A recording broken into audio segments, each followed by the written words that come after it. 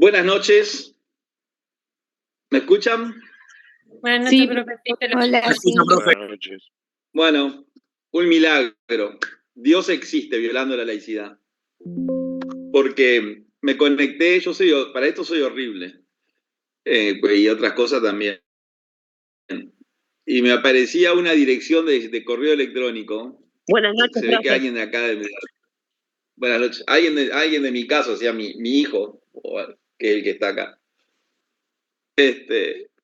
Me cambió la dirección, entonces no me pregunten cómo hice para cambiar la dirección y la contraseña, pues está. La cuestión que lo pude hacer, o sea que no le voy a echar la culpa a mi hijo. Pobre niño. Bueno, algunos comentarios que le quiero hacer respecto al curso. Hoy, según el cronograma nuestro, tenemos que dar recursos administrativos. El parcial es el próximo 10 de octubre. El 9 de octubre no vamos a tener clase, porque es el día previo al parcial. La modalidad del parcial, acá es como una reunión de amigos, o sea que nadie se va a enojar por lo que yo voy a decir. Y si se enojan, bueno, me insultan o me denuncian. Ustedes saben, como ya lo hemos dicho en otras oportunidades, que esta modalidad de enseñanza, entre comillas, tiene sus virtudes y sus defectos. El defecto, por decirlo de alguna forma, es la enorme cantidad de estudiantes que aprueban, y no quiero ser antipático con esto. Ustedes me entienden lo que quiero decir. Y ayer me pasó algo curioso. Fui a dar una clase presencial que hoy los miércoles en la Facultad de Derecho y debía firmar algunas actas que tenía atrasadas. Fui a Bedelía y entre las actas que tenía atrasadas, o sea, como los estudiantes reciben la nota y la facultad lo sube a la página, no hay problemas para el estudiante, no hay ningún problema que el acta esté sin la firma, porque siempre a la larga el docente va a ir. Pero tenía un acta atrasada de Derecho Constitucional, que es una materia de primer año, o sea que ustedes son distintos. Eso también lo quiero aclarar para que no lo tomen a mal. Y en el curso de Derecho Constitucional, de 173 alumnos, había 172 aprobados. En el curso mío, o sea que yo aprobé 172. Estadísticamente hablando, es imposible que en un curso de 173 personas aprueben 172. Eso sucede porque el estudiante, y si yo fuera estudiante lo haría también, así que no lo tomen como algo personal, cuando tiene que hacer el parcial en su casa, copia. Eso, por más antipático que suene, es así, porque además nosotros lo hablamos entre los profesores y decimos, che, ¿cómo haces vos? No sé qué, hago múltiple opción, sí, pero igual se puede consultar al compañero, hago un trabajo domiciliario, bueno.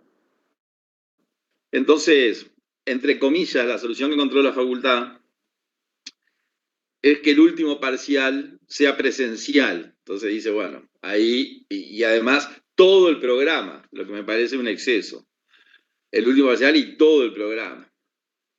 Entonces esa es la forma que la Facultad de Derecho encontró, no para que los estudiantes pierdan, porque nosotros, y más ustedes que ya se reciben con esta materia o con esta y otra, o sea que ustedes ya están en otra dimensión, o sea que no es para ustedes el tema. O sea, si salvaron 38 exámenes para llegar a este lo van a salvar, o ahora o mañana, es cuestión de un mes más o un mes menos, o sea que ustedes no son el problema, el tema es el sistema. Esta introducción se la hago porque también que el último parcial sea presencial y todo el programa, también me parece un poco excesivo, pero parece que la facultad encontró esa modalidad para decir, bueno, está, si en el primer parcial todos sacan 10, en el segundo parcial deben sacar 10 también. Pero siendo presencial y todo el programa, nadie saca 10, lo que demuestra que en el primer parcial. Entonces, eso es una realidad contra la cual no tenemos solución. le digo esto porque me han preguntado por privado, algunos de ustedes en el grupo, pero otros como tengo el teléfono y me parece macanudo, a mí no me molesta para nada que me escriban por privado, al contrario,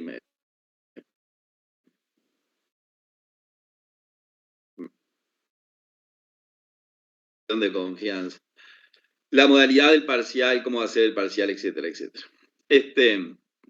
Entonces, toda esta introducción un poco agresiva, si le quiere, pues lo estoy acusando de que copian, no sé, yo se lo hago de onda, porque sé que ustedes ya están para salir, o sea, mañana se reciben, y salvaron una enorme cantidad de exámenes para llegar acá.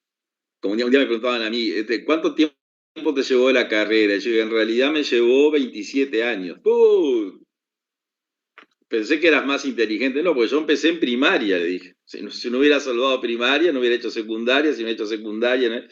Entonces, para llegar acá recorrí un largo camino. Igual que ustedes. Entonces, la modalidad del parcial, porque o sea, el parcial es el viernes próximo. Después vemos si el último lo hacemos sobre todo el programa. Porque yo en Salto, por ejemplo, ya resolví que no, que vamos a hacer lo que no va para el primero. Pero eso lo vemos luego. La modalidad del parcial, que es el próximo viernes 10, recuerden que el jueves 9 no hay clase, así le pueden dar la última mirada. Y hablando con el resto de los compañeros de la cátedra, no es una decisión personal,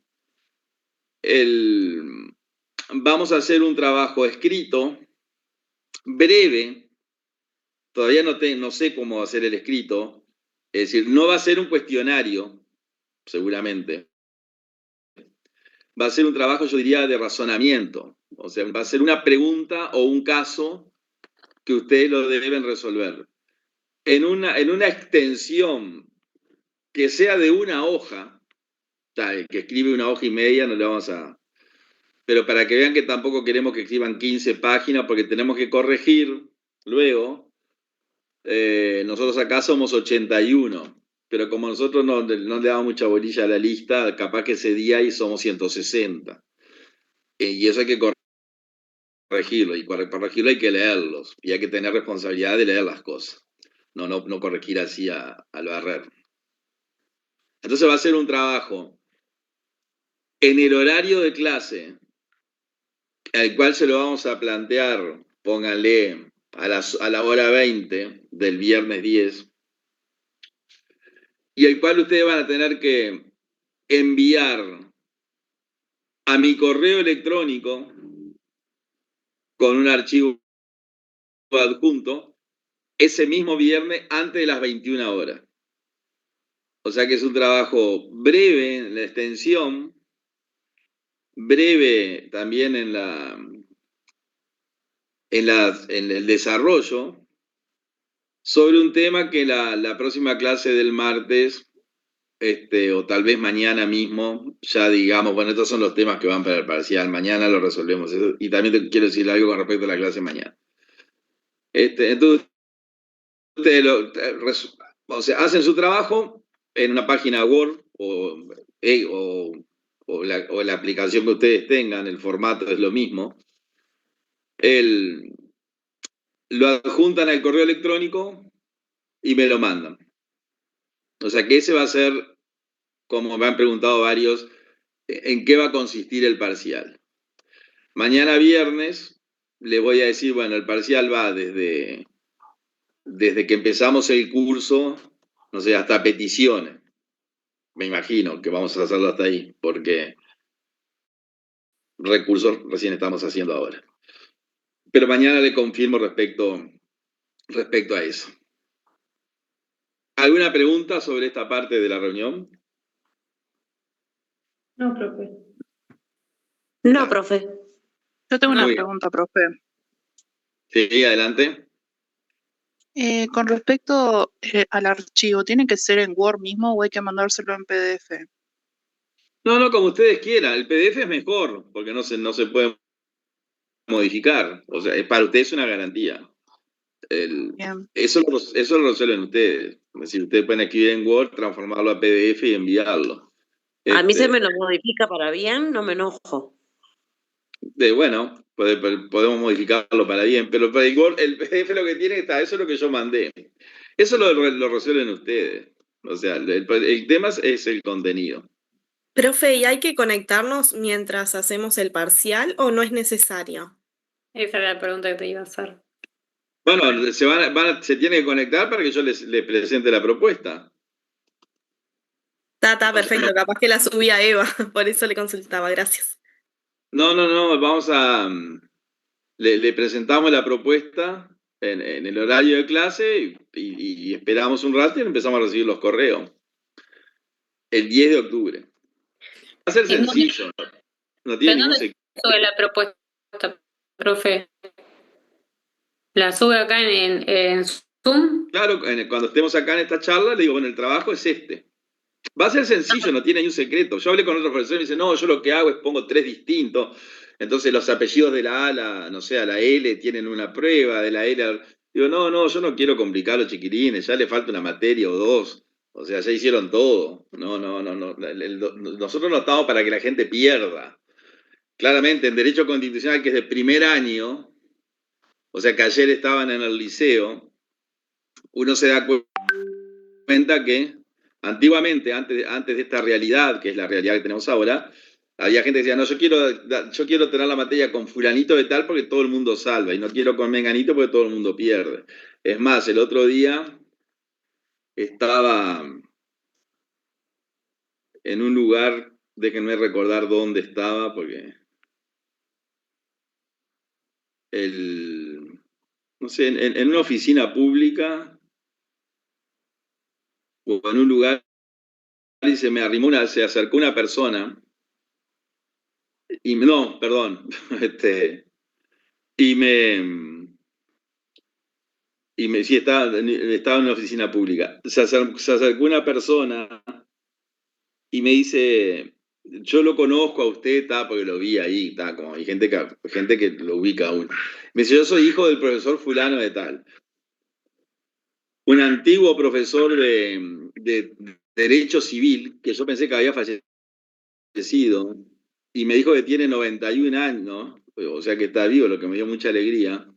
Vive en Retiro, pero muy bien, lúcido todo.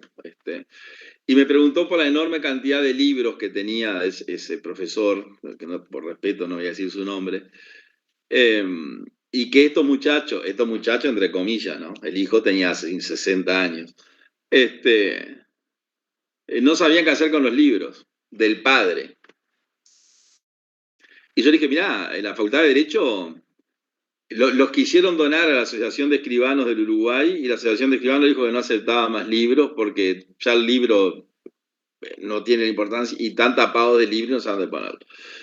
Le dije, mira, la Facultad de Derecho recibe donaciones no de Eduardo Luz, que no es nadie, pero en el caso de tu padre, que fue un referente, que fue profesor mío incluso, y que los textos de él se estudiaban en la facultad, eran libros de texto, seguramente la Facultad de Derecho lo va a recibir con alegría y cuando un docente de ese valor, sus herederos donan su biblioteca, la facultad le hace una especie de reconocimiento, ¿no? Biblioteca del profesor fulano de tal, y la ubica en algún salón de la facultad, porque la facultad tampoco tiene espacio. Y siguiendo la conversación me dice, sí, mi padre era bueno, yo que sé, claro, el hijo que va a decir, en realidad era muy buen profesor, pero tenía pocos alumnos porque todo el mundo perdía. Eso me quedó grabado, y me acuerdo que efectivamente era así. Era una persona que no era demasiado generosa en el aspecto de la aprobación. Este cuento lo hago a raíz de lo que venimos conversando. Los profesores no quieren que los estudiantes pierdan, y menos ustedes que están al final. O sea que eso con respecto a el parcial del 10 de octubre y la modalidad en qué va a consistir. Nos conectamos a la hora 20, o yo les aviso, en 5 minutos nos conectamos, etcétera, etcétera. Espero que no tenga problemas. Si me surge este problema, que ya me surgió y lo resolví, no era un problema de conexión, les dije eso para hacerla corta, era un problema de dirección, de que el Zoom tenía 2 o 3 direcciones, y hasta que llegué a la mía tuve ese problema. Les planteo la situación por acá, por el WhatsApp. Digo, este es el. No va a pasar, pero por la duda que pase, se lo abierto. Bueno, el segundo que le quería decir es que la mañana viernes, que nosotros tenemos clase de 20 a 22, yo tengo,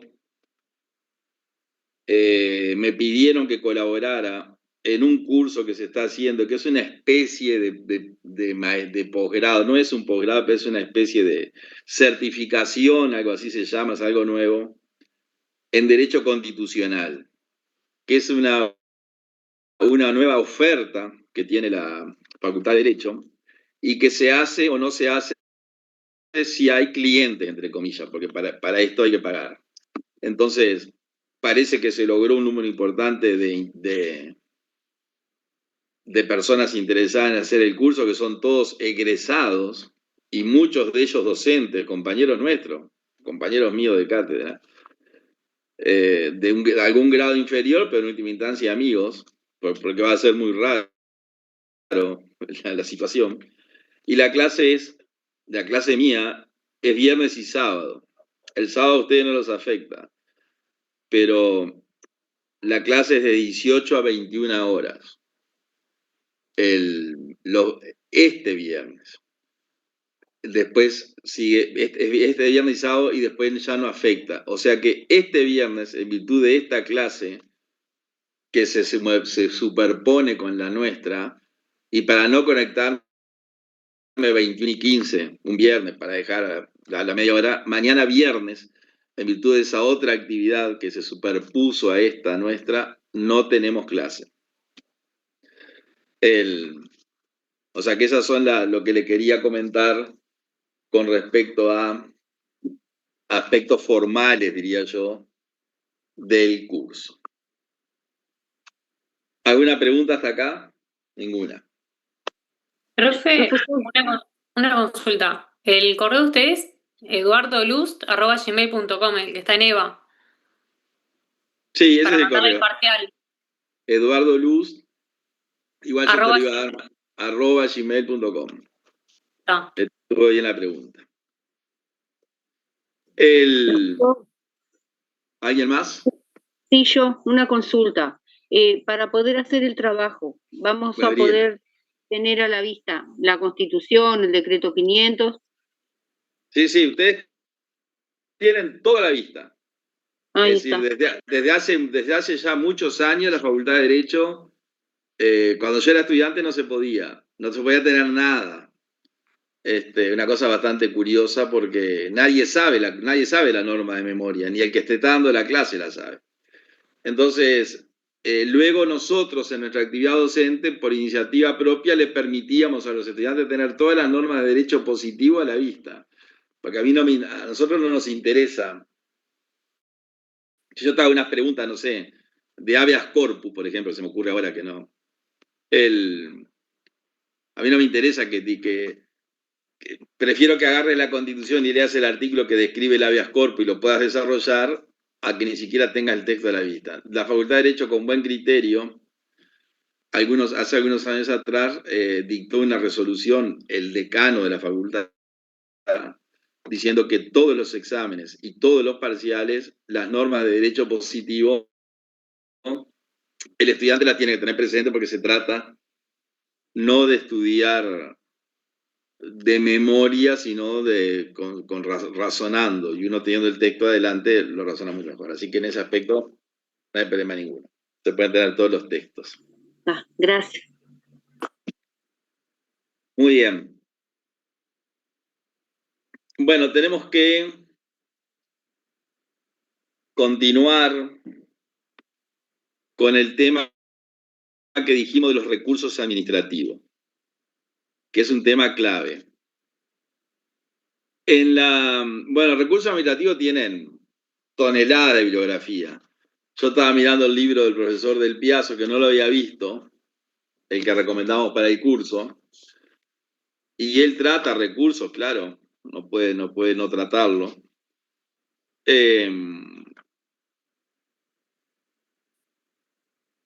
El procedimiento administrativo común, el contencioso administrativo, y en el título de contencioso administrativo trata los recursos administrativos de la página 143 a la 163.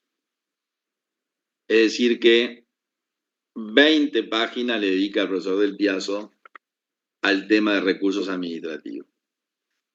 De cualquier manera, o sea que está tratado y me imagino, no lo leí, me imagino que viendo la fuente debe ser muy buena.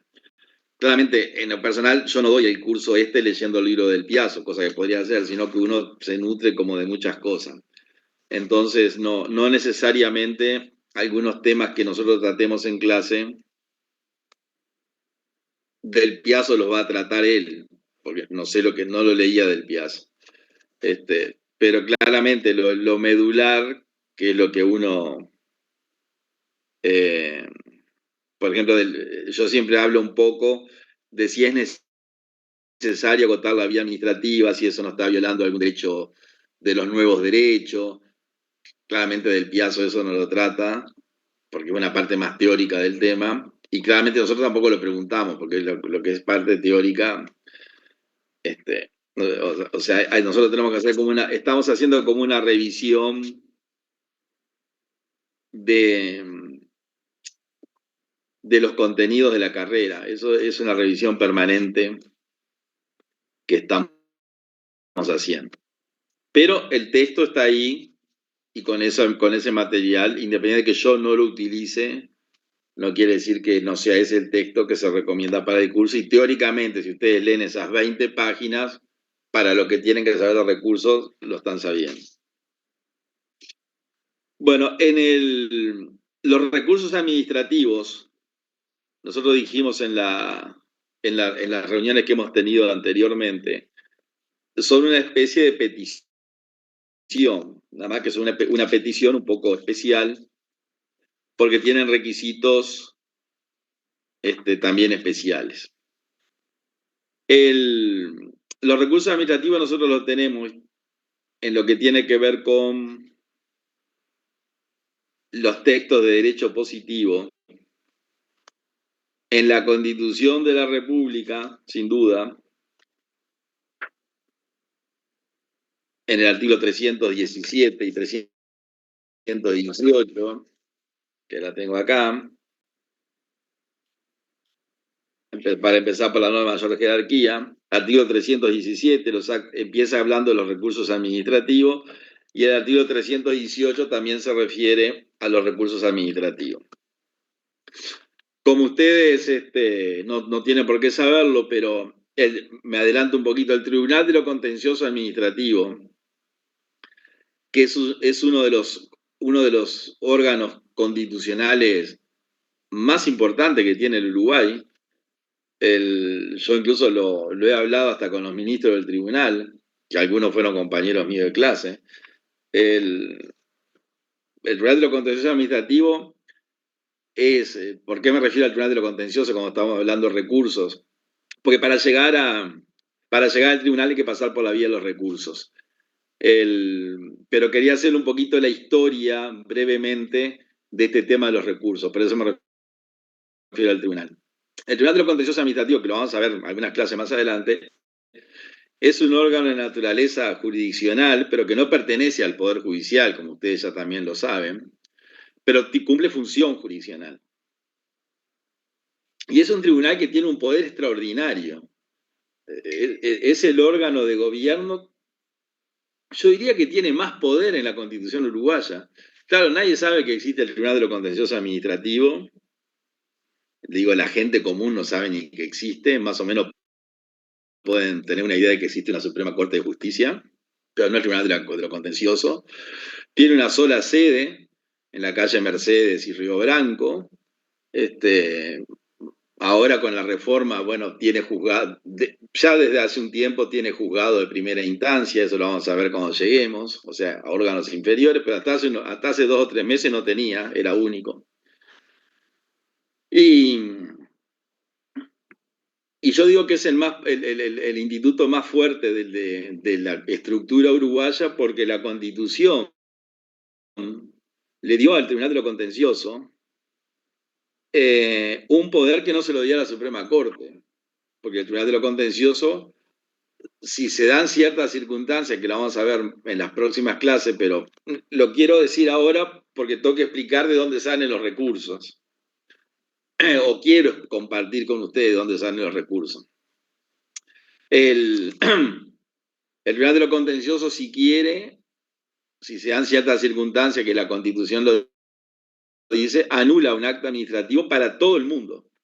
Es decir, que puede presentarse una persona, un actor, a pedir la nulidad de un acto administrativo, una persona. Y si el Tribunal de lo Contencioso entiende que lo que esa persona plantea tiene razón, lo que dice la persona, el único actor, pero afecta o digamos que involucra a 6, 7, 8, 9.000 personas, y estoy hablando de casos reales, no un caso laboratorio, bueno, la anula para los 9.000.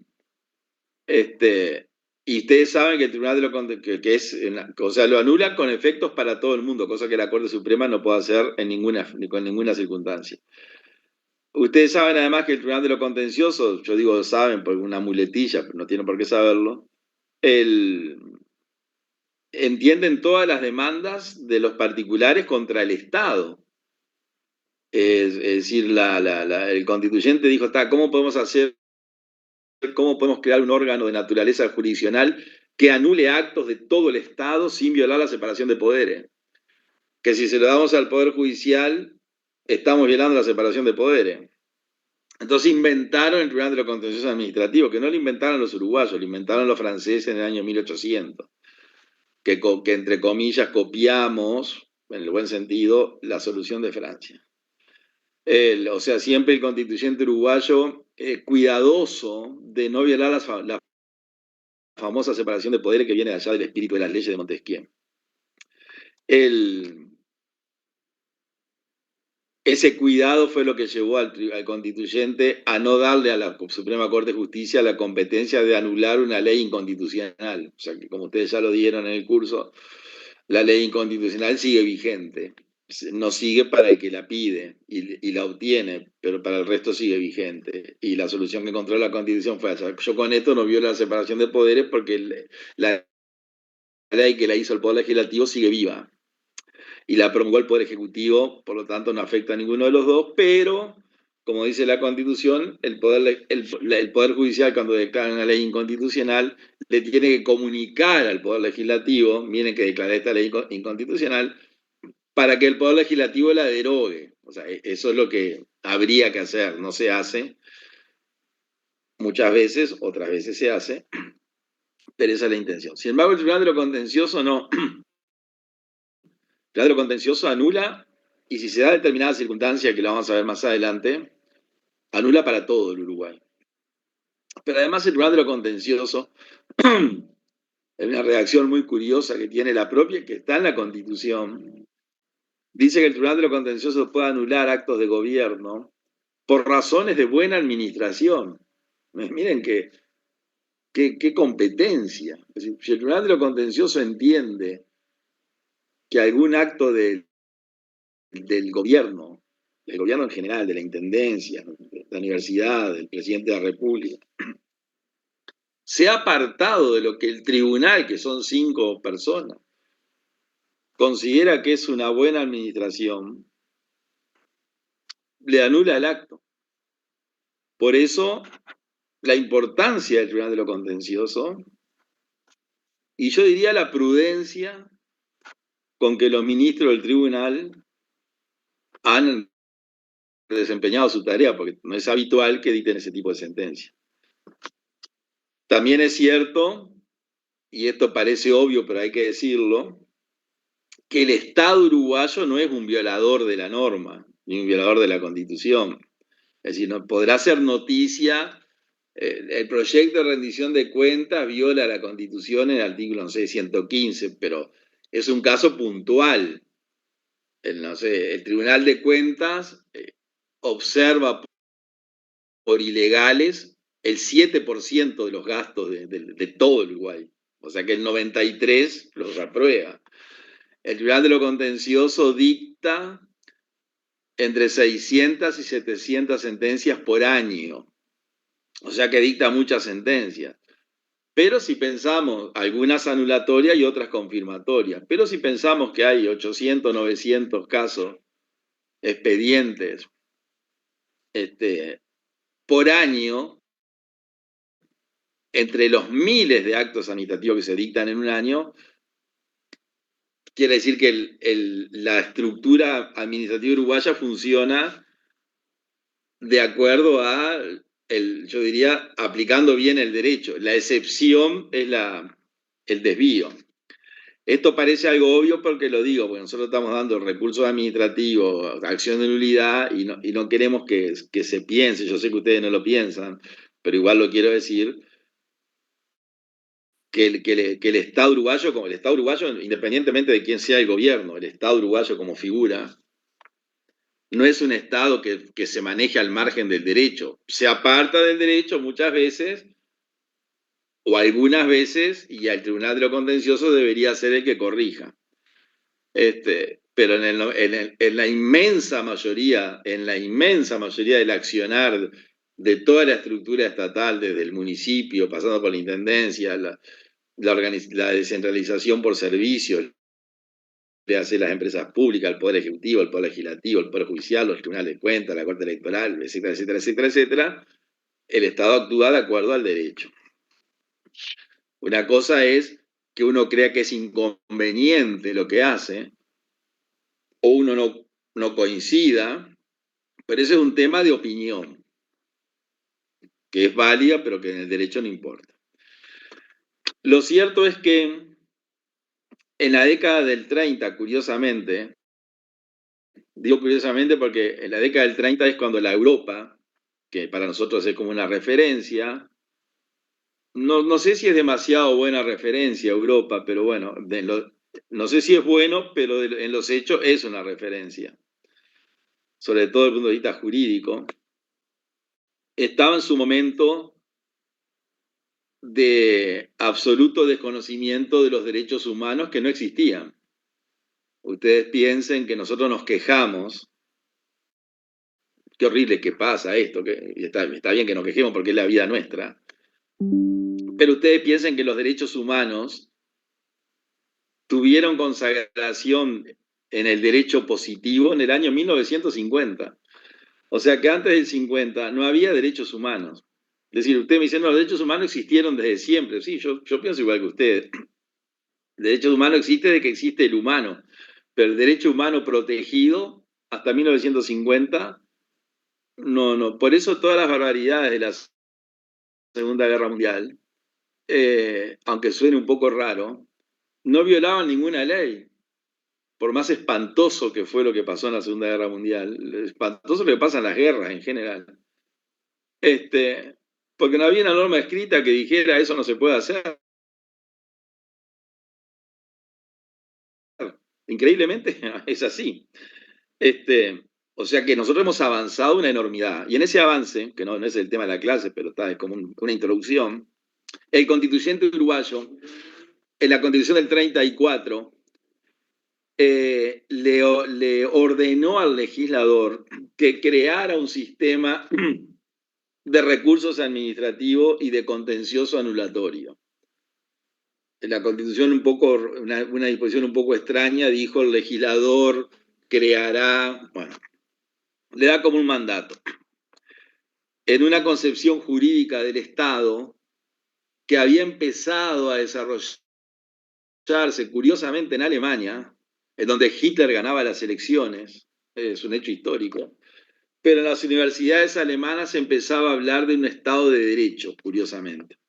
Es más, la expresión Estado de Derecho surge de universidades de Alemania y surge en esos años. Eso empieza como a difundir por el mundo, con las dificultades de la época. Pero Uruguay, que siempre fue un país yo diría, adelantado, ya en la Constitución del 34 recibió ese movimiento doctrinario que venía de la Europa, que era muy violatoria de los derechos humanos y de los derechos sociales, pero siguiendo esa invención de las cátedras, curiosamente, y que no se implantaron en Europa hasta el año 1950, nosotros fuimos, digamos, les ganamos, con el fin de la Segunda Guerra Mundial y la reconstrucción, etcétera, etcétera. Lo cierto es que el constituyente le dice, y en la Constitución del 42 vuelve a decirle al legislador, o sea, copia el artículo, deberán crear un sistema, etcétera, etcétera, etcétera. Lo cierto es que el legislador no lo hace, y en la Constitución del 52 lo crea directamente el constituyente. Es cierto que antes de la Constitución del 52 había algunas normas, no vamos a decir que no había, algunas normas de carácter legislativo, leyes y otras resoluciones de menor jerarquía, que ya preveían un sistema de recursos administrativos, pero era muy, yo diría, primario, muy informal. Es con la Constitución del 52 que el constituyente, en una expresión que yo a veces digo, como que perdió la paciencia, esperando al legislador, dijo, como ustedes no lo hacen, o no lo hacen con la jerarquía que debía tener, y dado los derechos que estamos protegiendo, vamos a poner en la Constitución todo un sistema de justicia administrativa y de recursos administrativos. Lo que es un poco curioso, porque como nosotros siempre hablamos de que hay temas que desde el punto de vista material no son constitucionales, o sea, uno en la Constitución puede poner cualquier cosa. No hay nada, no hay ninguna disposición que diga esto no puede estar en la Constitución. Pero la ciencia del derecho constitucional, que lo que busca es perfeccionar el tema de la Constitución, dice, bueno, no hay nada que no pueda estar en la Constitución, pero hay temas que no tiene sentido que estén en la Constitución, porque, no vamos a entrar en ese tema, pero por ejemplo, la edad para jubilarse, para hablar de un tema actual, que hay gente que la quiso incorporar a la Constitución, independientemente de la buena intención o de los promotores, parece una cosa media ridícula ponerle a qué edad se puede jubilar una persona en la Constitución, porque para cambiar la edad jubilatoria hay que cambiar la Constitución, cosa que no es tan sencilla. Entonces hay materias que son constitucionales y otras que no. Que el constituyente haya creado en la Constitución el Tribunal de lo Contencioso está perfecto, porque para crear un tribunal con ese poder y con esa competencia necesariamente tiene que estar en la Constitución. Que haya creado los recursos administrativos, y acá nos vamos arrimando, también tiene cierta lógica. Porque para evitar que el Estado desconozca el derecho de las personas a oponerse a una resolución del gobierno, de los gobiernos en general, de la administración, creemos recursos y pongámoslo en la Constitución. Entonces, después para privarle a la ciudadanía de los recursos, tenemos que modificar la Constitución. Y nadie va a proponer, como ya lo hemos dicho, una reforma constitucional. La podrá proponer, nadie lo hizo nunca, pero no va a conseguir el 1.300.000 votos que necesita, 1.200.000, una reforma constitucional que diga la gente no tiene derecho a recurrir las decisiones, porque a la larga o a la corta sería ese el texto, o el contenido del texto. Entonces, está bien que estén en la Constitución, pero por ejemplo que la Constitución diga el plazo para resolver un recurso parece bastante curioso. 120 días, porque no está ni bien ni mal que diga 120 días, pero si alguien quisiera decir, bueno, escuchá, vamos a acelerar esto y vamos a hacer que tenga 80 días, no se puede porque la Constitución dice 120 más 30, que dice la ley son 150. Entonces, el origen de los recursos administrativos que están en la Constitución es un poco ese. O sea, es un poco esa la historia. ¿Por qué esto está en la Constitución? Bueno, yendo muy rápidamente, es por eso. Esta conversación que hemos tenido, no va a ser objeto de ninguna pregunta, claro. Nosotros no le vamos a preguntar a ustedes por qué los recursos están en la Constitución. Y no está esto en el libro del Piazzo, pero me parece que es necesario decirlo. Lo cierto es que el recurso administrativo, que también lo regula el decreto 500/91, que lo debería tener por acá,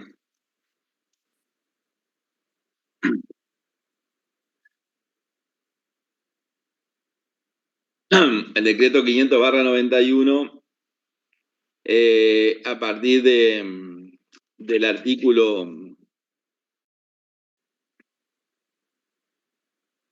142,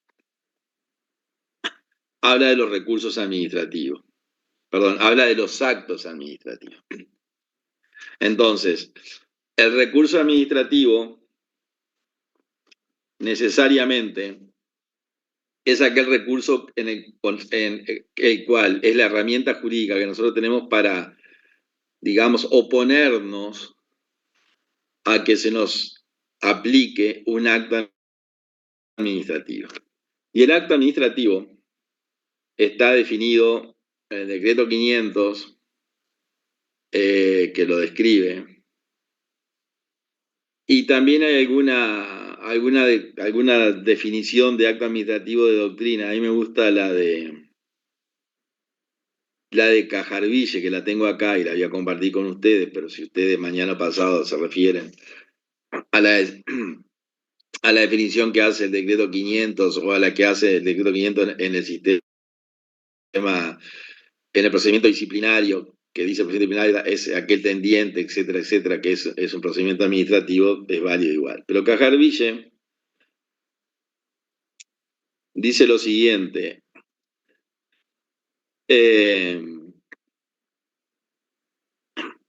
define el recurso administrativo, como la manifestación de voluntad unilateral y recepticia emanada de un sujeto que se considera lesionado por un acto administrativo, cuyo contenido consiste en la petición dirigida a la administración en determinado plazo de que se dicte un nuevo acto administrativo revocatorio, modificatorio o sustitutivo de aquel anterior que entienda lesivo. Es decir, esta es una definición que después la vamos a repetir. Ese es el recurso administrativo. O sea que es una petición, pero es una petición muy especial, porque el decreto 500, que lo vamos a ver, porque da las características. Es una petición que tiene la particularidad que necesita firma de abogado, que hay un plazo para presentarla, que lo vamos a ver luego. Entonces esa petición, el recurso, ¿sí? Popopcito. Popopcito. No sé quién está hablando, que no le entiendo nada. Bueno, continúo yo. Alguien habló, pero no sé si habló para una cuestión doméstica o le habló al curso. Saluda a la profesora Criado, que no la había visto. Me saco los lentes y veo como unos cuadros. Pongo los lentes y veo los rostros. Bueno, la definición de acto administrativo, ustedes la dieron en público 2. Administrativo 2. Administrativo 2. De cualquier forma, nosotros vamos a decir que el artículo 120 del decreto 500 dice que acto administrativo es toda manifestación de voluntad de la administración, que produce efectos jurídicos. Es decir, que acá la clave está en esa definición sencillísima que realiza el decreto 500. Artículo 120. Acto administrativo es toda manifestación de voluntad de la administración que produce efectos jurídicos. Nosotros, a veces no, también utilizamos en el curso, cambiándole un poquito la redacción, pero tomando su estructura, la definición que da el artículo 168 cuando habla del procedimiento disciplinario. Y cuando habla de procedimiento disciplinario, dice que el procedimiento disciplinario está, y nosotros le borramos procedimiento disciplinario, y decimos también que el acto administrativo es el que surge de aquel procedimiento o conjunto de trámites y formalidades que debe observar la administración en el ejercicio de sus poderes disciplinarios.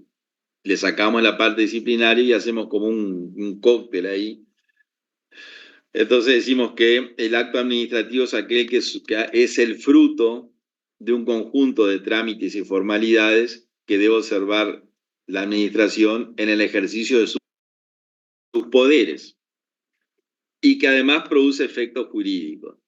Es decir, que si ustedes mañana con el texto a la vista dicen, bueno, el acto administrativo es el artículo 120, está perfecto, y si hacen ese juego que hacemos nosotros de combinar el 120 con el 168, también está bien. Eso claramente es el acto administrativo.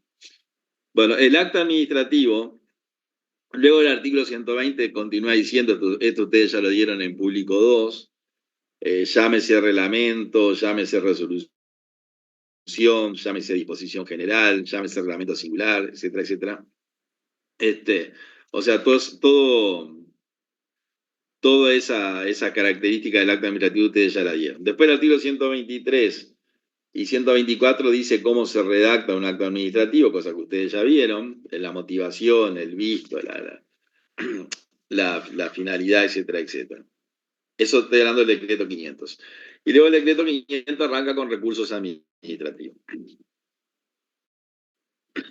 Entonces, el recurso administrativo es eso. Es una herramienta que tiene cualquier persona, cualquier habitante del Uruguay, cualquier persona que esté en Uruguay, aunque no sea habitante, un extranjero que tenga que ver acá con que tenga un problema con el Estado, claramente puede interponer un recurso administrativo. Ahora, el Código de Contencioso, el nuevo código, el Código Contencioso Administrativo, la ley 20.333,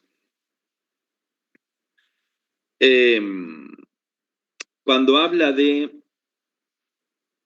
en el título, los presupuestos de la acción anulatoria, que nos estamos refiriendo al artículo 39 de la ley 39, vieron que acá nosotros tenemos que hacer esto como saltando el decreto a la ley, de la ley a la Constitución, que ya lo venimos haciendo en otras materias. El artículo 39 dice, necesariamente tenemos que referirnos, como cuando dimos petición, dijimos que hablamos en algunas características de la petición, la vamos a repetir cuando demos recurso. Acá necesariamente mezclamos, es imposible no mezclar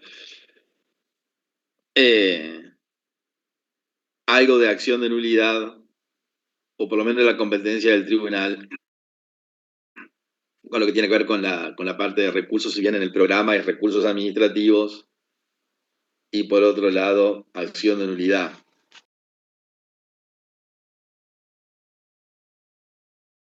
Nosotros lo recomendamos, él lo tiene como un mismo título, los dos temas, recursos y acción de nulidad.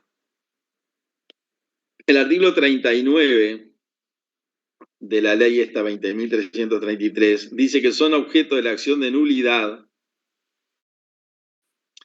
todos los actos administrativos definitivos, sin exclusión, dice, no siendo susceptible de la misma únicamente los actos legislativos y jurisdiccionales. Eso lo vamos a dar cuando demos acción de nulidad. Pero, cuando dice que son objetos de la acción de nulidad todos los actos administrativos, nosotros tenemos que decir que también son objeto de los recursos todos los actos administrativos sin exclusión. Esto es un pequeño error, entre comillas, tampoco es demasiado importante porque nunca se va a dar en la realidad, pero en realidad hay un tipo de acto administrativo que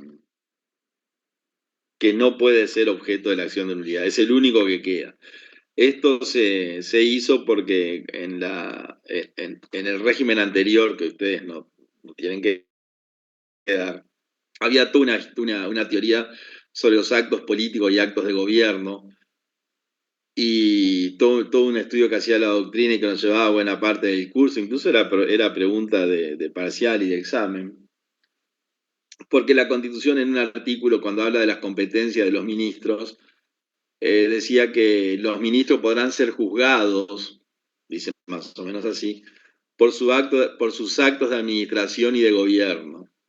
Entonces, cuando el constituyente puso ese texto en la Constitución, la doctrina dijo, si el constituyente habla de actos administrativos y de gobierno, es porque debe haber un acto administrativo que sea diferente al acto de gobierno.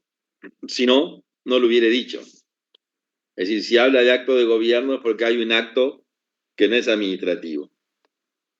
Eso que surge de la Constitución y que sigue escrito en la Constitución, acto administrativo y de gobierno, llevó a que se aprobaran el decreto de ley 15.524, que hablaba de actos de gobierno, y después la ley la doctrina crea el concepto de acto político.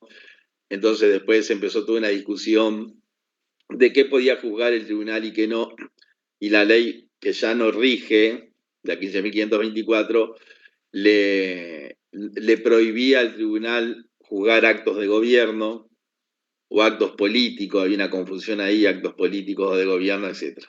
Esa que es una discusión que simplemente se las comento. Este código, el nuevo código, yo diría que con buen criterio, porque como nadie definía el acto de gobierno, nadie decía lo que era una creación de la doctrina, y prácticamente lo tenía que terminar definiendo el Tribunal de lo Contencioso. Decía, bueno, si el presidente de la República designa un embajador, designa un ministro, por ejemplo, ¿cómo lo designa? Y mediante un acto administrativo. Y ese acto administrativo puede ser objeto del Tribunal de lo Contencioso, y no sé, el ministro es la persona que al presidente se le antoja, porque lo elige así, lo elige porque quiere. Entonces, ¿quién lo va? Entonces era toda una discusión bastante sin sentido. Lo cierto es que, pero como esa discusión existía, el artículo 39 dice que son objeto de la acción de nulidad todos los actos administrativos sin exclusiones. Eso tiene una excepción que no cambia nada, que es el artículo 175 de la Constitución. Lo digo como algo más bien anecdótico, el artículo 175, que es la competencia que la Constitución le da al presidente para destituir a los directores de las empresas públicas. Es todo un procedimiento que no interesa a este curso de primer año, pero esa competencia que tiene el presidente de la República para destituir a los directores de las empresas públicas después de un procedimiento, la Constitución, curiosamente, la Constitución dice, esa destitución no será objeto de acción ante el Tribunal de lo Contencioso Administrativo. O sea, que lo deja afuera. Entonces, cuando el Código dice que todos los actos administrativos son objetos del Tribunal de lo Contencioso, le digo como dato curioso que hay uno que no es. Por lo tanto, todos los actos administrativos, ¿no?, son objetos de los recursos administrativos, porque como el Tribunal de lo Contencioso va a entender en la acción de nulidad de actos administrativos, previamente hay que agotar la vía administrativa, que es lo que estamos hablando ahora. Después el artículo 40 de la ley. ¿Sí? Eso, agotar la vía administrativa es lo que le da el carácter definitivo, que es lo que dice el artículo 39. Claro. Muy bien. Acto administrativo definitivo, que lo vamos a ver, es lo que dice Gabriela. Es el acto, digamos, que sobrevive al recurso. Ustedes ya lo dieron también, el acto firme, que es el acto que se dictó y nadie lo recurrió. Y el acto definitivo es el acto que se dictó y alguien lo recurrió y sobrevivió al recurso, entonces, como dice la expresión, es definitivo porque es la última palabra de la administración. Ya definitivamente la administración se pronunció y ya nada lo va a cambiar. Profe, perdón que le interrumpa.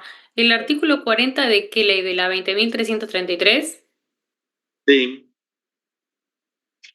Es decir, acá nosotros simplemente me voy a referir, porque después vamos a ir al artículo 42, pero no está de más leer esto previo, que está de la 20.333, porque dice: los actos, en particular y sin que ello importe una enumeración taxativa, se consideran objeto de la acción de nulidad, porque si son objeto de la acción de nulidad, son objeto de los recursos administrativos, por eso lo asocio. Como no se puede ir al Tribunal de lo Contencioso sin recurrir el acto, que eso la doctrina lo discute, dice: ¿por qué tengo que recurrir? Bueno, porque la Constitución lo dice, sí, pero está bien que lo diga. Bueno, no sé si está bien o está mal, es lo que dice. Esa es toda la discusión que hay, que se ha planteado ahora con la aparición de nuevos derechos, o la llamada convencionalidad, es decir, toda esa nueva corriente del pensamiento jurídico, que es tan discutible, que no todos están de acuerdo con ella, o unos están muy de acuerdo, otros están menos de acuerdo, otros están más o menos de acuerdo. Es toda una discusión teórica, pero que tiene efectos en la práctica, porque el Poder Judicial dicta sentencias desde hace un tiempo en virtud de esas nuevas teorías. Pero ahora ya te doy la palabra a Pablo, pero en esto no se puede teorizar mucho porque está texto expreso de la solución. Y para llegar a esa solución se recorrió un largo camino de discusión de si podía, ¿por qué yo tengo que recurrir para ir al tribunal? Voy derecho al tribunal. Bueno, pero ahí tengo una explicación de por qué debe hacer eso. ¿Sí? Levantó la mano ahí Pablo. Una pregunta en cuanto al acto definitivo y al acto firme. Porque recuerdo de mi docente de Procesal 2, en su momento, hace algunos años ya, que nos dijo de que el acto definitivo era aquel, por supuesto, que había sido recurrido, pero cuando se vencen los plazos de los recursos y estaba la famosa denegatoria ficta, pero aún no se había ido al TCA, pero estábamos en tiempo de ir al TCA, aún así el acto era definitivo, pero no estaba firme. Iba a estar firme cuando pasen los plazos del TCA o cuando se concurra al TCA y el TCA decía. Bueno, esa definición de doctrina está muy bien lo que tú decís. La verdad que te felicito. Es un tema, yo diría, de una discusión media terminológica. Yo no lo dije acá, pero en la concepción mía, pero no voy a decir que el profesor de procesal esté equivocado, hay tres tipos de actos administrativos. Nosotros no lo dijimos, pero ya que tú lo traes. Está el acto firme, el acto definitivo y el acto final, que fue algo que yo no dije en la charla hace unos minutos. Entonces, ahí hay una discusión que es media de teórica, con ese está. El acto administrativo nace. Si nadie lo recurre, o sea que nadie lo recurre a ese acto, pasado el plazo para presentar los recursos, se transforma en esa concepción teórica, que el derecho positivo no lo dice, en un acto firme. Ahora, si el acto administrativo es recurrido y la administración sostiene el acto, o sea, no lo cambia, el acto administrativo se transforma en un acto definitivo, o sea, es la última palabra de la administración. La administración no va a cambiar de opinión, por lo menos en esta instancia. Pero si la persona insiste y va al Tribunal de lo Contencioso Administrativo y el Tribunal de lo Contencioso confirma el acto, ese acto administrativo, que nunca fue firme porque fue recurrido, pero fue definitivo porque sobrevivió al recurso, se transforma en el acto final del proceso. Entonces, está muy bien lo que decís tú y está bien lo que dijo el procesalista, pero es un tema de, yo diría, de palabra. De repente lo que él dice que es firme, yo le digo final, y lo que yo digo final, él dice que es firme, pero es más bien un tema, Ahí yo va, diría... ahí va. ¿Sabe por qué? Porque esto trae un problema en el artículo 91 del Código Tributario cuando hablamos del juicio ejecutivo tributario. Porque trata un acto, el artículo 91 del Código Tributario trata igual a un acto definitivo que a un acto firme. Lo trata de la misma manera y eso trae algunos problemas al momento de su aplicación, digamos. Sí, sí, sí, además el Código Tributario, está bien lo que tú decís, es todo un problema con la dirección impositiva, porque la impositiva se rige, o sea, la impositiva tiene, eso también lo modificó este código, o sea, sin hablar de la dirección general impositiva, habla de aquellos actos que son productos de una consulta. Entonces, trató de mejorar también, o sea, si la consulta, que en última instancia es un acto administrativo, podía ser objeto de recurso o no. Entonces se sostenía que no, porque es una consulta que el contribuyente le hace en la impositiva.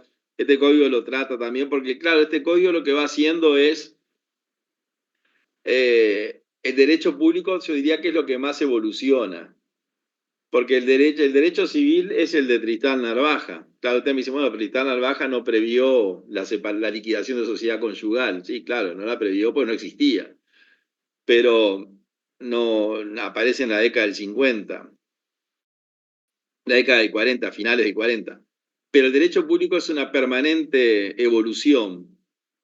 Por eso nosotros hemos tenido tantos cambios.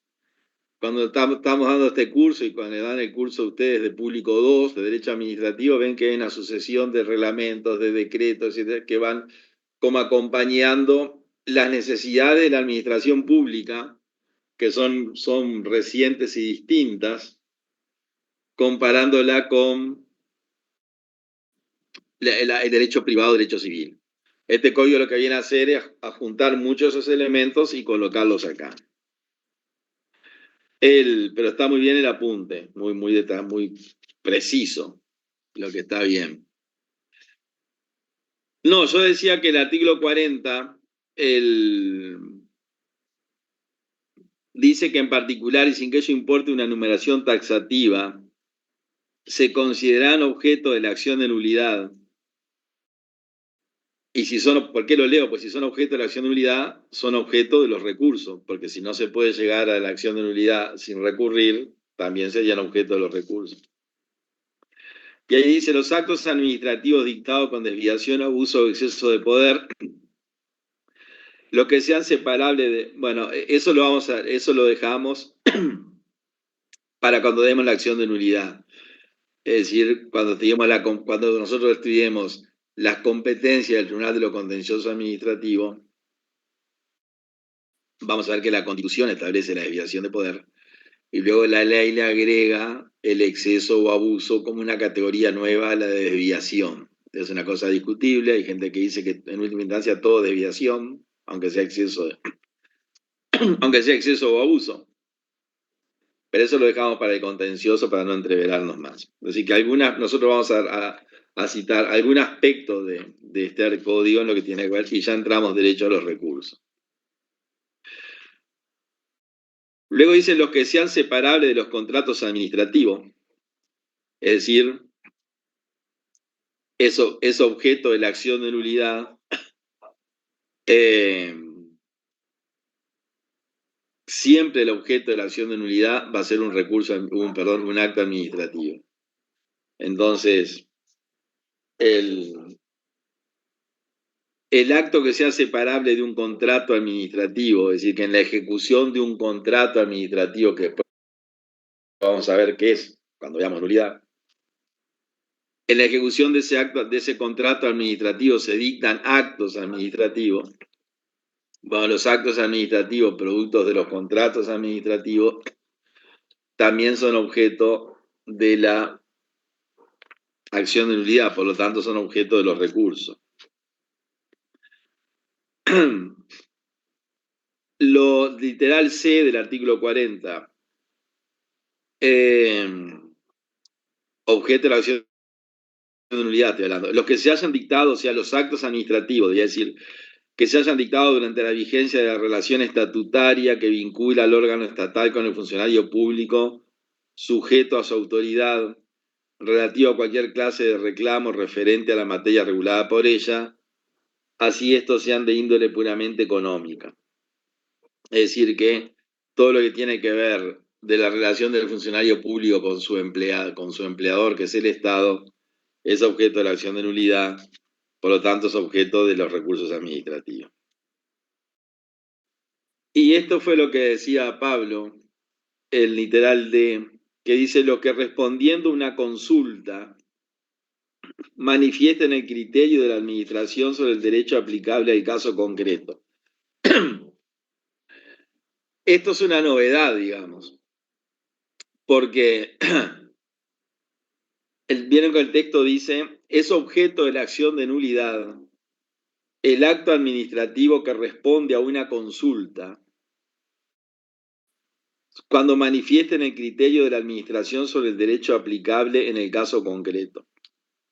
Esto es porque había una discusión. Es decir, que lo que quiere decir con esto es que, claro, es un ámbito muy específico, pero ustedes saben que se recuerdan del derecho tributario, que el contribuyente le puede realizar una consulta a la Dirección General Impositiva sobre algún tema tributario.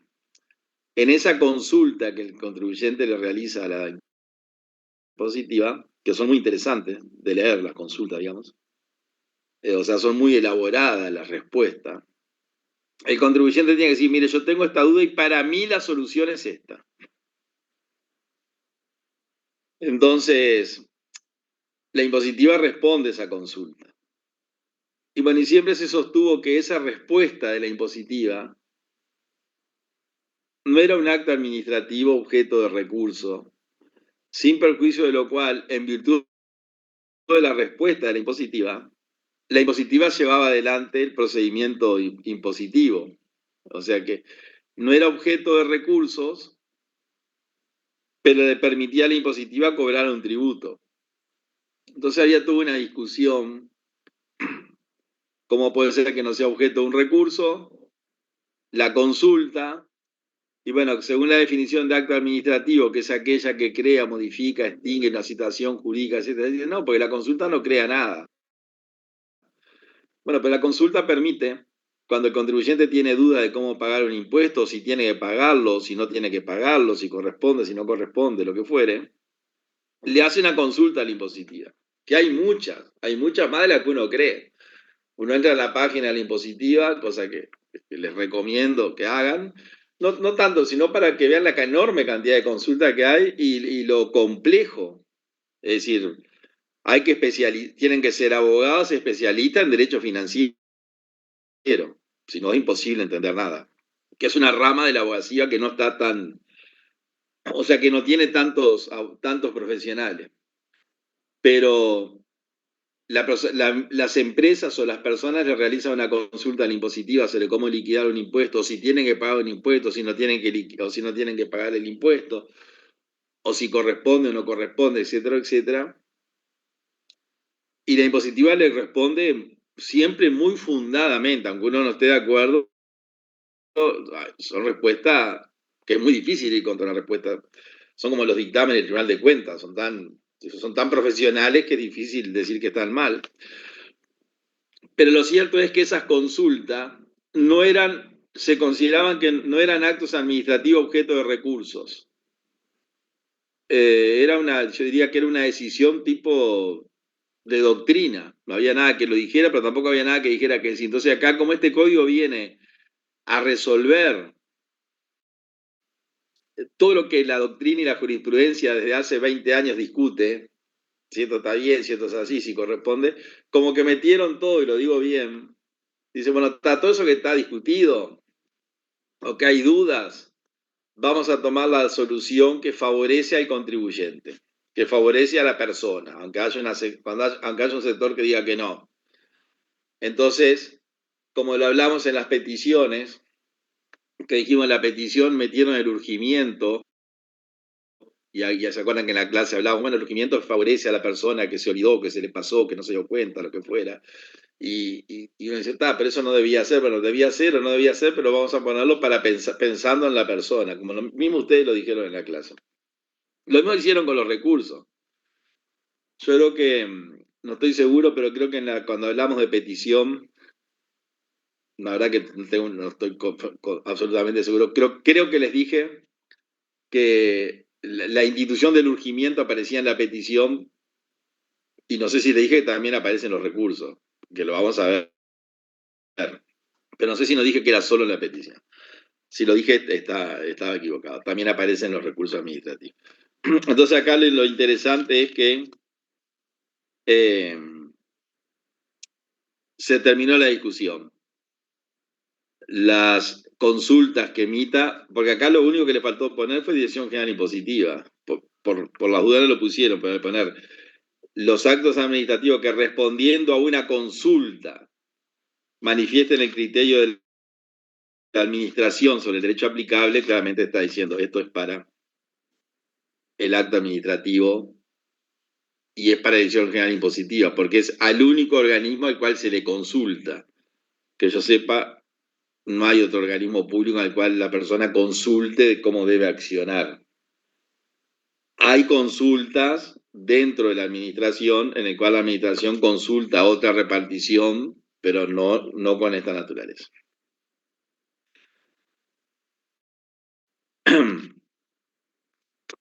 Bueno, y después dice el artículo 41, dice que serán admisibles de la demanda de nulidad. Por lo tanto, aunque no lo diga, son objeto los recursos administrativos también, porque si no, no podrían ser. Los actos que produzcan efectos generales que dicte la administración, que hubiesen de ser cumplidos directamente o no por los administrados cuando no fuesen conforme a derecho o lesionaran algún derecho o interés legítimo personal y directo de los administrados.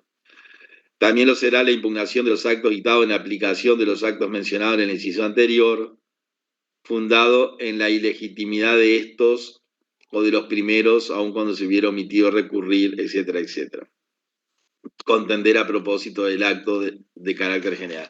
Es decir, que los actos generales, ustedes lo vieron en el curso del año pasado, los actos que producen efectos generales en esa clasificación que hicieron de decretos, reglamentos, resoluciones, etcétera, algunos de ellos producen efectos generales, es una especie de ley, nada más que como proviene del Poder Ejecutivo se le dicen reglamentos o decretos.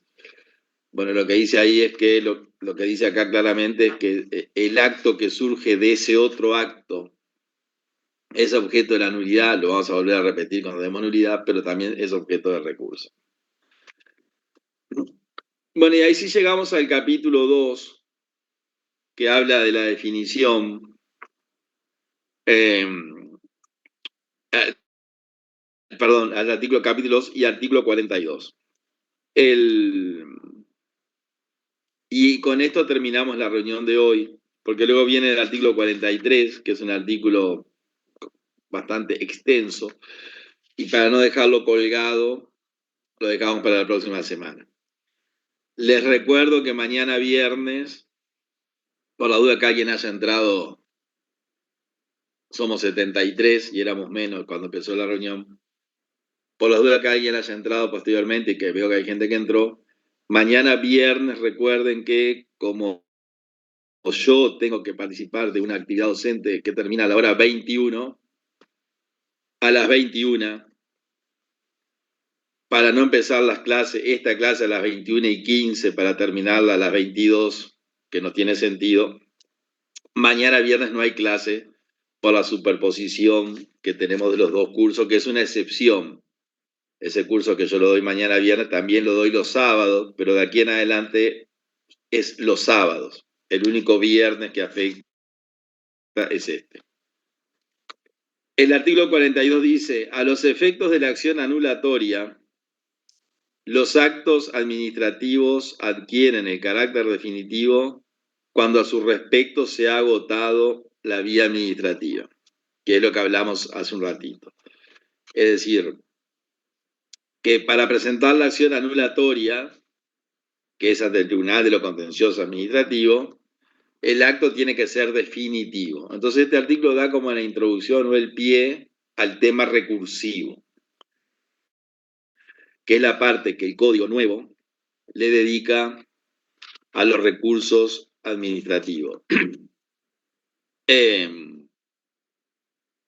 Que van, yo diría, del artículo 42, ya precisamente hablando de recursos, agotamiento ficto, obligación de la administración del urgimiento, el agotamiento expreso, el cómputo de los plazos, la improcedencia, etcétera, que lo vamos a ver, la reforma de revocación parcial va hasta el artículo 54. Es decir que la nueva ley 20.333, conocido como el Código Contencioso, el Código de lo Contencioso Administrativo, algunos le dicen el Código Contencioso Anulatorio, pero el nombre oficial es el Código de lo Contencioso Administrativo, en lo que tiene que ver con recursos administrativos, y eso es lo que trata el Piazza en el libro Derecho Público 3, creo que se llama, o algo así.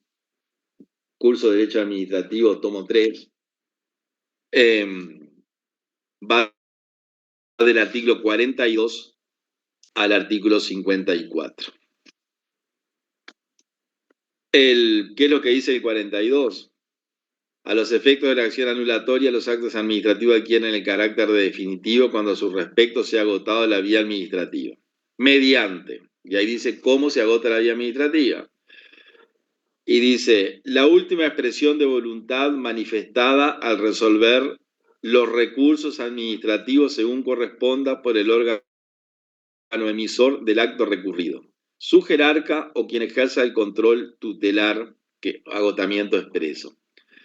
Es decir que el acto se transforma en definitivo y por lo tanto permite la acción anulatoria y ahí da los caminos para que eso suceda.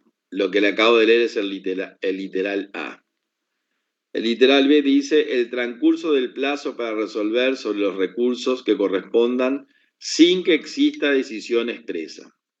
Es decir que el literal A dice, bueno, el acto se transforma en definitivo, y después dice cómo los artículos que vienen adelante dice qué es lo que hay que hacer para que esto suceda, pero anteriormente establecen esta solución. Dice, el acto se transforma en definitivo cuando la administración resuelve en forma expresa un recurso. Entonces, se recurre y la administración se pronuncia. El literal B dice, también se transforma en definitivo cuando la administración no se pronuncia, pero por el hecho de vencer el plazo que tenía para pronunciarse, el silencio vale como rechazo. Es decir, lo que hablábamos ayer, o antes de ayer. En el proverbio popular, el que calla otorga, acá es al revés. El que calla no otorga, dice que no. Asimismo, a los mismos efectos se consideran comprendidos entre los actos administrativos definitivos aquellos que hacen imposible o suspendan en forma indefinida la tramitación, decidiendo así directa o indirectamente el fondo del asunto. Esto es una situación que vamos a manejar algunos ejemplos. O sea, el acto administrativo definitivo es el que la administración resuelve, el acto expresa, el acto administrativo es que la administración deja vencer el plazo, y también es un acto definitivo aquellos actos o aquel accionar de la administración que se va a materializar en un acto administrativo que hace imposible, como dice acá, los actos administrativos definitivos procesables, aquellos que hacen imposible o suspendan en forma indefinida la tramitación, decidiendo así en forma indirecta, diría yo, el fondo del asunto. Es decir, es aquel accionar de la administración en el cual la administración toma determinada actitud, que lo vamos a ver luego, que de hecho, con esa actitud que toma la administración, impide que el particular pueda operar directamente contra ese acto administrativo, entonces por la vía de los hechos consigue un acto administrativo o un pronunciamiento de la administración que no es producto de un recurso, sino que utilizando determinadas herramientas hace que el recurrirlo sea prácticamente imposible. Pero la administración logra un objetivo mediante un acto. Luego dice, no será admisible la acción anulatoria contra el acto meramente reiterativo de actos originarios contra los cuales se hubiera omitido interponer los recursos correspondientes. Se entiende por actos reiterativos los que no sean creadores de la situación jurídica que se resiste con la acción anulatoria. O sea que no será admisible la acción anulatoria contra actos meramente reiterativos de actos originarios contra los cuales se hubiera omitido interponer el recurso correspondiente. Este es un tipo de acto administrativo que la administración dicta un acto administrativo, nadie lo recurre, y luego en la ejecución de ese acto administrativo dicta otros. Pero sin ese previo, esto es más difícil que se dé, sin ese acto, yo diría, sin que exista ese acto y el otro, porque el nuevo acto reitera el anterior. Aquí hay que tener cuidado, y eso lo vamos a ver, de que no sea un acto derivado de un contrato, que ese sí es recurrible. Acá lo que dice es que no será admisible el acto meramente reiterativo de actos originarios, contra los cuales no se interpuso el recurso en el acto originario, y uno, viendo la reiteración del acto, viene a recurrir ese acto que repite el anterior, cuando lo debió hacer contra el acto originario. Y acá dice, se entienden por actos reiterativos los que no son creadores de situación jurídica, los que no sean creadores de la situación jurídica se resisten con la acción anulatoria, así que la situación jurídica ya apareció en el acto anterior. Eso cuando demos la nulidad lo vamos a ampliar. ¿Por qué? Porque acá que dice, no será admisible de la acción anulatoria. Pero como nos pusieron esto en un capítulo que dice del agotamiento de la vía administrativa y la forma de agotar la vía administrativa mediante los recursos administrativos, tenemos que por lo menos hacer mención de que esto está acá, cuando en realidad lo que impide es la presentación de una acción de nulidad, independientemente que se pueda recurrir o no el acto. Porque nada impide que un acto se recurra, pero dice, usted podrá recurrir el acto reiterativo, si quiere, porque de repente, recurriendo el acto reiterativo, no se consigue que la administración lo revoque, tiene suerte. Pero si bien usted puede recurrir el acto reiterativo que no crea una situación nueva y de repente la administración se lo revoca, ese acto reiterativo que usted sí puede recurrir no puede venir luego, si la administración no lo revoca, a plantear una acción de nulidad. Bueno, en la reunión de hoy hablamos del parcial, la modalidad del parcial, las características del parcial, hablamos de que mañana no tenemos clase, hablamos de que el jueves 9 de octubre, que es el día anterior al parcial, tampoco hay clase, y por lo tanto dejamos acá y nos comunicamos nuevamente el martes próximo, y seguimos con el recurso administrativo. O sea, el 7 de octubre. 7 de octubre, exactamente. Perfecto. Profe, ¿usted Gracias, mañana profe. va a pasar lo que va para el parcial, los temas? Lo que va para el parcial, sí. Yo les dije en la clase de mañana, les digo lo que va para el parcial. Pero claro, como mañana resolvimos no dar clase en virtud de que la clase va a ser muy, muy breve, no tiene sentido, o sea, no se lo voy a poder decir. Entonces vamos a aguantar un minutito más, que acá yo tengo a la antigua lo que hemos dado. Recordá, Eduardo, que mañana tenés clase con nosotros. Sí, por eso no tenemos clase. ¿Vos estás en el grupo de la clase de mañana? Y yo soy tu estudiante. Bueno, eso es lo que yo le decía a los muchachos, que va a ser una clase muy incómoda, porque le da clase a gente que sabe más que yo. No, no es así. Por algo tú no vas a dar clase. un error de la universidad. No, pero lo que le decía es que mañana, sí, ahí está la que yo dije que se superponen dos cursos. Y como el curso con ustedes termina a las 9 de la noche, no tiene sentido. No, pero lo que va para el parcial es muy sencillo. Si agarramos el programa, que no lo tengo acá, que le parezca mentira, lo que va es el punto 1 del programa, creo que era interpretación, integración, me parece que era así, convencionalidad, o sea, el punto 1 del programa. El punto 2 que es procedimientos administrativos, así me lo acuerdo de memoria. Punto 1 del programa. Interpretación. Situaciones jurídicas subjetivas. ¿Querés que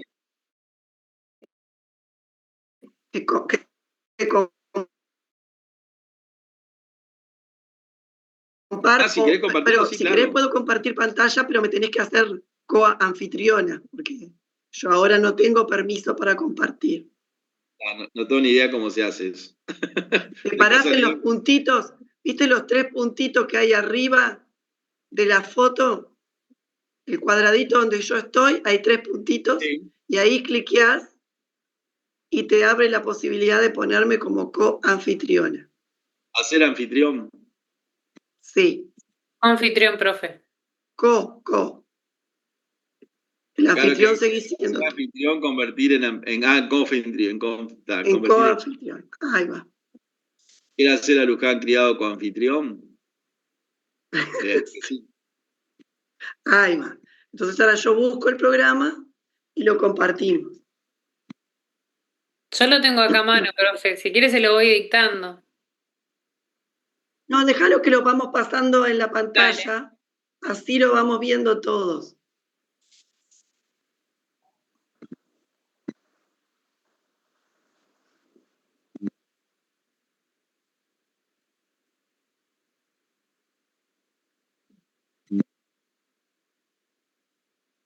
Bajamos de quórum a 54.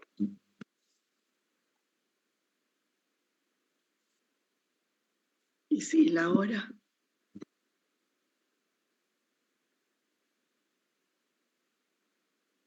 Programa, acá lo tengo.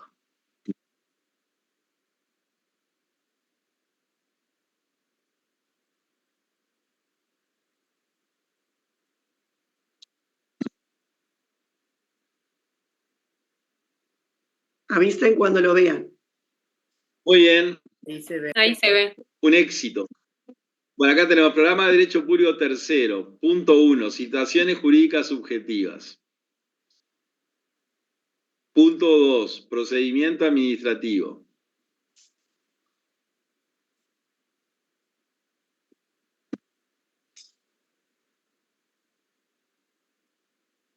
Un poquito que lo voy a levantar.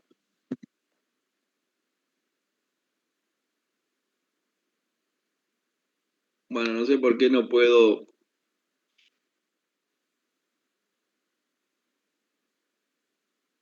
Me quedó ahí como paralizado. No, Porque ¿querés que lo mueve adelante? la doctora Criado. Porque, claro, lo bueno. De llevar al principio. Programa 3, situaciones jurídicas subjetivas. Entonces ahí tenemos examen de las situaciones jurídicas subjetivas. Pero ¿estás segura que ese es el programa? Sí. Porque yo de memoria me parece que está faltando integración. Sí, está faltando integración jurídica, que era el punto 1. Que lo Ese es dimos. el programa anterior. Sí, me parece que sí. Ese programa cambió. Creo que ese es el plan anterior. El plan anterior, sí.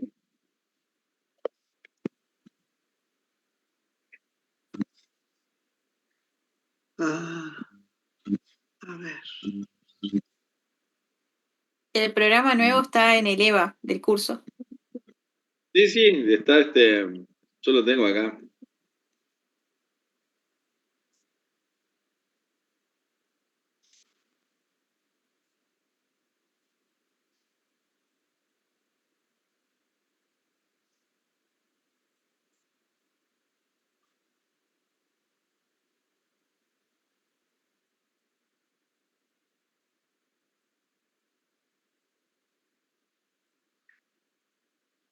Ah, sí, ahora sí.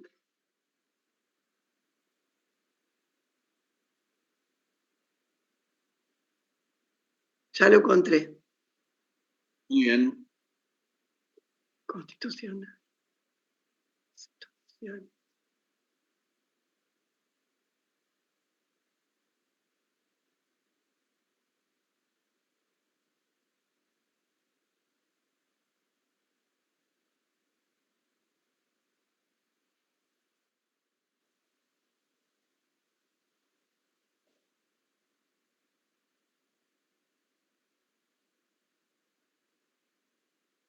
Compartí el mismo.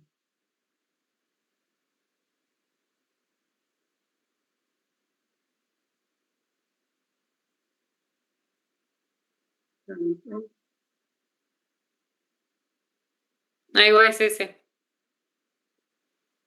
No, ese este es es el mismo.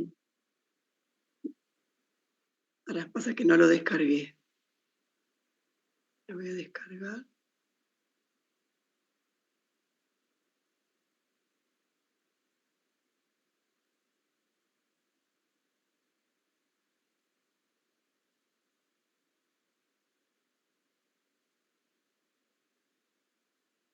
Ahora sí.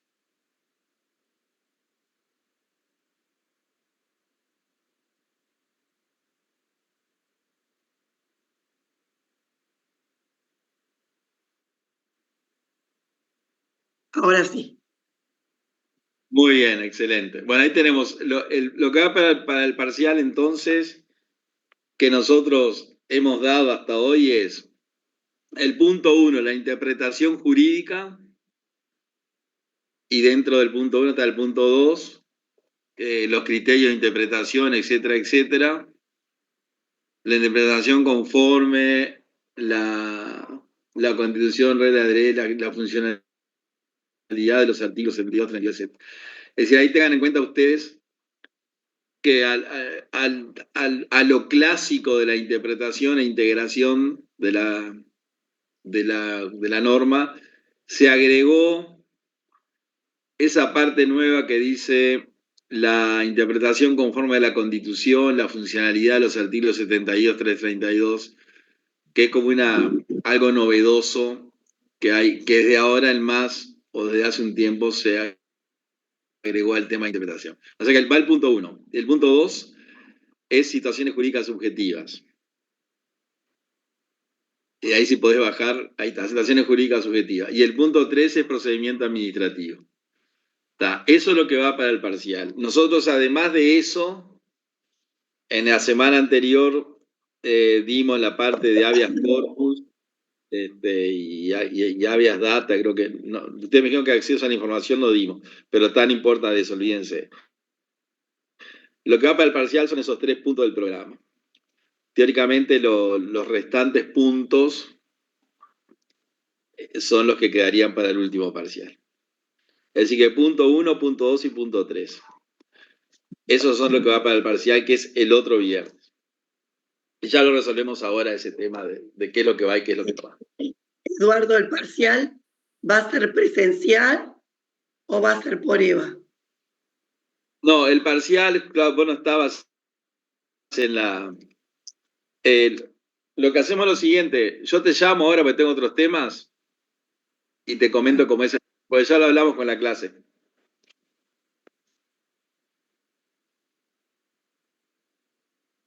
Disculpe, profe, entonces habeas corpus y habeas data no iría para el parcial. Eso no va. Lo que va es el punto 1, 2 y 3. Gracias. El formato del parcial es, como ya lo dije, lo voy a reiterar por las dudas, a pesar de que ahora somos 50. El parcial va a ser en la hora de clase, o sea, a partir de la hora 20 o 20:05, lo que fuere. Vamos a plantear un tema a desarrollar o una pregunta o un problema a resolver. Ese es el menú. Puede ser un tema a desarrollar o un problema a resolver seguramente. Va a ser en el horario de clase, va a ser de 1 hora, no de 2. Es un trabajo escrito que no pueden ser más de 2 hojas. O sea, si quieren escribir más, escriben. Pero lo que le quiero decir es que como ese día vamos a hacer más de 100 personas, pues si bien ahora somos 50 y a veces en la clase somos 90, pero creo que Ingrid está diciendo 50.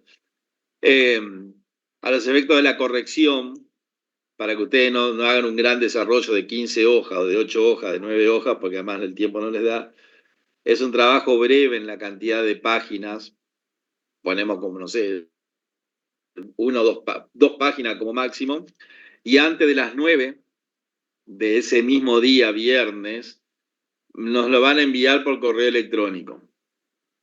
Al correo electrónico que tienen ellos, que es el mío. Luego nosotros vamos a distribuir entre los 4 para la lectura de los diferentes parciales. Así que esa es la modalidad. Es escrito, es presencial, no es por EVA, lo mandan al correo electrónico mío. Y, Profe, ¿sí? perdón que interrumpa. ¿Presencial o lo hacemos por Word y se lo mandamos por mail? Bueno, yo digo presencial porque es en el horario de clase. Ah, ok, está. Yo pensé que teníamos que ir a facultad, por eso. No, presencial, digamos, virtual. O sea, es entre las 8 y las 9 de la noche. Fue un error mío, no es presencial. Presencial es el último, para el cual ya tenemos día, hora y salón. Ok. Eso está más, lo recordamos. Pero es algo que resolvió la facultad. 20, segundo parcial, es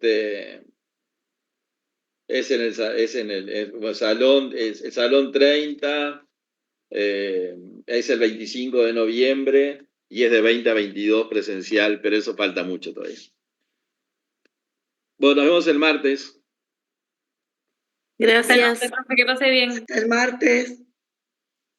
Chao. Gracias. Chau, chau.